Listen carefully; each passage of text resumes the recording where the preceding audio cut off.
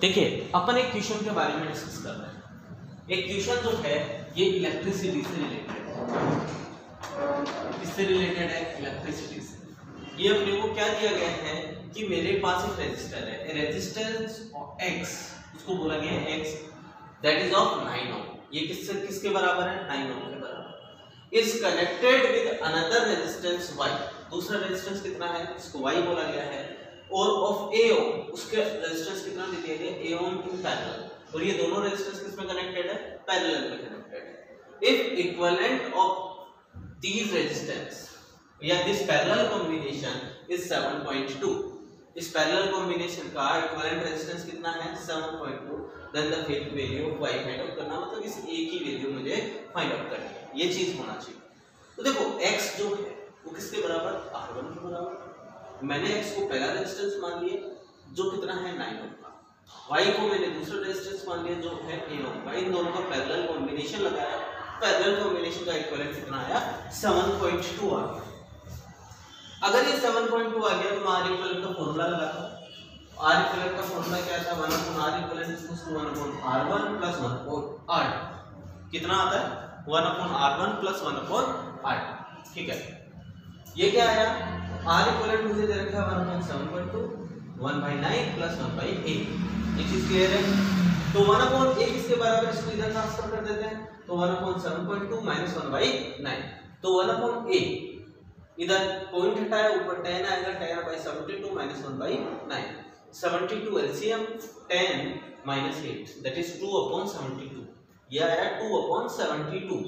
2/72 को अगर अपन देखें तो 1/36 लिखा जा सकता है। क्या लिखा जा सकता है? 1/36। तो 1/a is equals to 1/36, then a will be equals to 36। मैं इस चीज को क्रॉस चेक भी कर सकता हूं। क्या कर सकता हूं क्रॉस चेक? क्या कर सकता हूं क्रॉस चेक कि ये 36 और ये 9 जो लिखा हुआ है इन दोनों का इक्विवेलेंट कितना आना चाहिए? 7.2 आना चाहिए। तो मैं देखता हूं 1/9 प्लस 1/36 का क्रॉस चेक किया तो 1/9 plus 1/36 will be equals to 1/R equivalent. तो एलसीएम लेंगे 36, 4 प्लस 1 5/36, रेसिप्रोकल करके 7.2 ओम मेरा रेजिस्टेंस आ गया। इस तरीके से अपन क्या कर सकते हैं? ऐसे क्वेश्चंस को सॉल्व कर सकते हैं। इसमें कोई दिक्कत आप लोगों को? मेरे हिसाब से आप लोगों को कोई दिक्कत इसमें नहीं होनी चाहिए। ठीक है, चलो नेक्स्ट क्वेश्चन के बारे में हम बात करते हैं।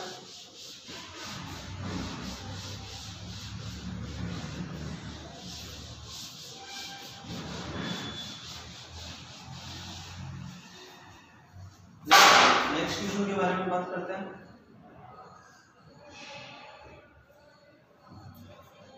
Question second, if a wire of length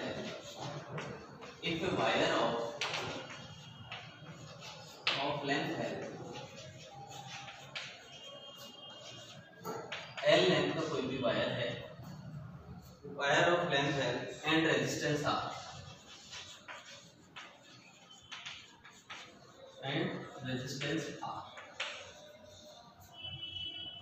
is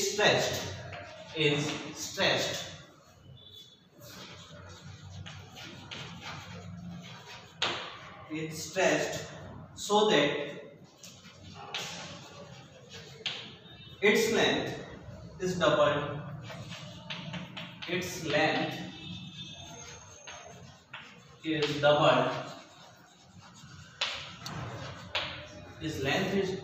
is doubled and area is half. area of cross section भी बोल सकते हैं इसको। area of cross section is half. Area of cross section is half. Then how will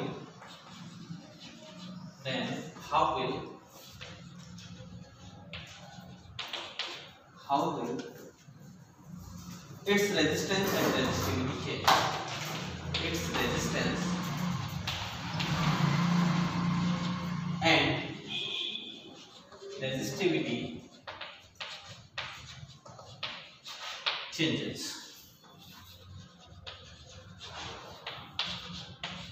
ऐसा कोई question दिया गया है इस क्वेश्चन को डिस्कस करते हैं। सबसे पहले अगर बात करें रेजिस्टेंस किन किन फैक्टर्स पे डिपेंड करता है, और दूसरी चीज रेजिस्टेंस किन किन फैक्टर पे डिपेंड करता है, लेंथ पे, क्रॉस सेक्शनल एरिया पे एंड रेजिस्टिविटी पे, या रेजिस्टिविटी को अपन बोलते हैं nature of material, nature of material. अगर अपन देखें और रेजिस्टिविटी, रेजिस्टिविटी किस पे डिपेंड करती है, केवल नेचर ऑफ मटेरियल, केवल किस पे डिपेंड करती है वो, नेचर ऑफ मटेरियल पे। तो बताओ लेंथ और क्रॉस सेक्शनल एरिया चेंज करने के बाद केवल अपन किसको चेंज कर सकते हैं, रेजिस्टेंस को चेंज कर सकते हैं, रेजिस्टिविटी को चेंज नहीं कर सकते। सेम मटेरियल को स्ट्रेच आउट किया गया है, नेचर ऑफ मटेरियल चेंज नहीं है। तो पहली चीज ही मेरे को समझ में आ गई, resistivity does not change, does not change। किस पे डिपेंड नहीं करती है, नेचर ऑफ ये लेंथ और क्रॉस सेक्शनल एरिया पे डिपेंड ही नहीं करती है। तो ये क्या हो जाएगी, चेंज हो नहीं होगी, मतलब ये कांस्टेंट रहेगी। ठीक है, पहली चीज।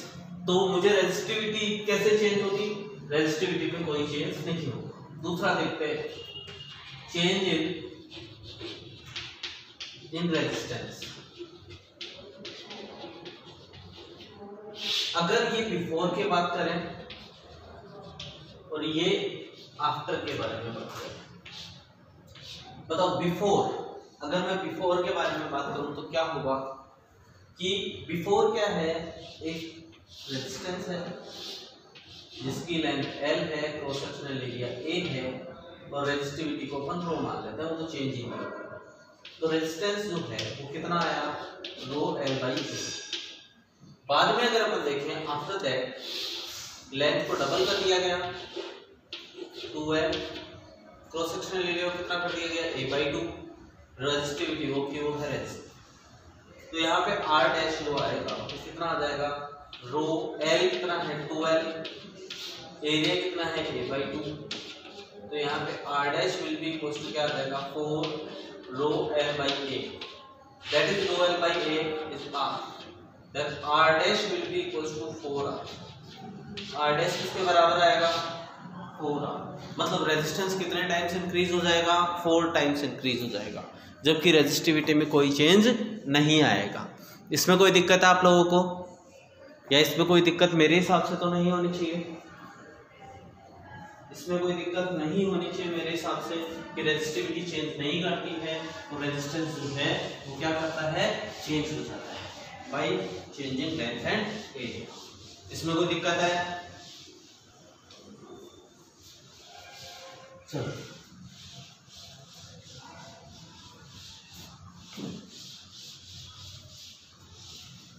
इसके बाद में अपन एक नेक्स्ट क्वेश्चन की तरफ आते हैं।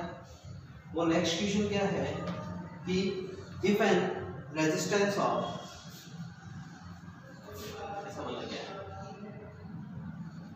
if three resistances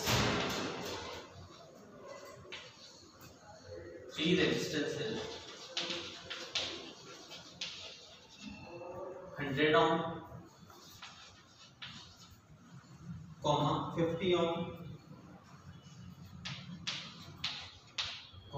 500 ohm are connected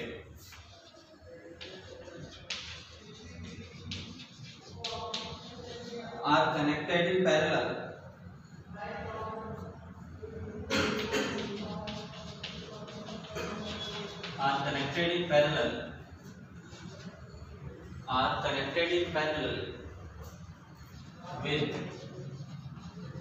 with a battery of 220 volt, with a battery of 220 volt, then what would be the resistance of, then how much current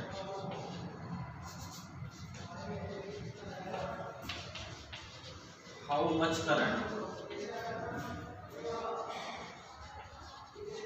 passes through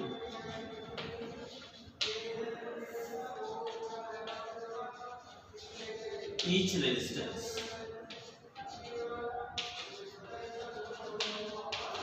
passes through each resistance. देखो मुझे क्या बोला गया है, each resistance से पास होने वाली current बताओ। पहली चीज अगर हम देखें कि क्या हुआ, तो यहाँ पर क्या है कि तीन रेजिस्टेंस, पहला रेजिस्टेंस 100 ओम, दूसरा रेजिस्टेंस 50 ओम, थर्ड रेजिस्टेंस है 100 ओम।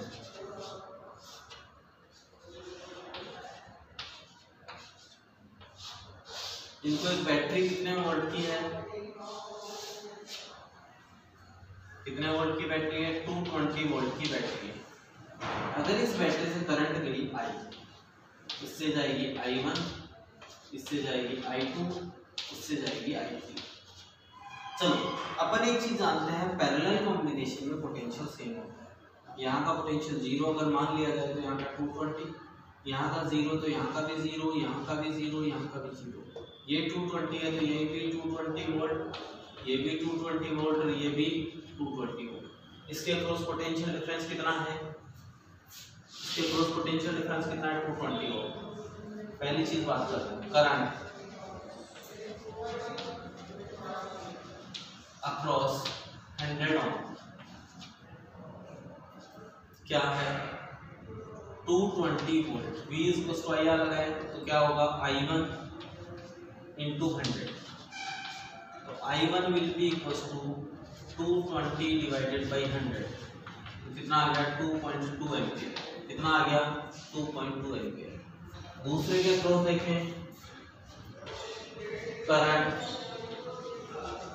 अक्रॉस 50 ओम, तो कितना आएगा 220 इक्वल्स टू I2 into 50, तो I2 will be equals to 220 by 50, तो कितना आ गया 4.4 एम्पियर। कितना आ गया 4.4 ampere. Third current across 500 ohm, current across 500 ohm, तो कितना आ जाएगा 220 volt is equals to I into 500, so I will be equals to 220 divided by 500, तो ये कितना आ गया 0.44 एम्पियर। अगर टोटल करंट पूछी जाए तो अपन क्या कर सकते हैं, टोटल करंट पूछी जाए तो अपन तीनों को ऐड कर सकते हैं। इन तीनों को क्या किया जा सकता है, ऐड किया जा सकता है अगर मुझे टोटल करंट पूछी जाए तो। इसमें कोई दिक्कत नहीं होनी चाहिए मेरे हिसाब से, ठीक है। इन तीनों क्वेश्चंस को बारे में अपन बाद में वापस डिस्कस कर सकते हैं। अगर आप लोगों को नहीं आता है तो आप लोग मुझसे लाइव क्लास में इस चीज़ को पूछ सकते हैं, ठीक है। Thank you.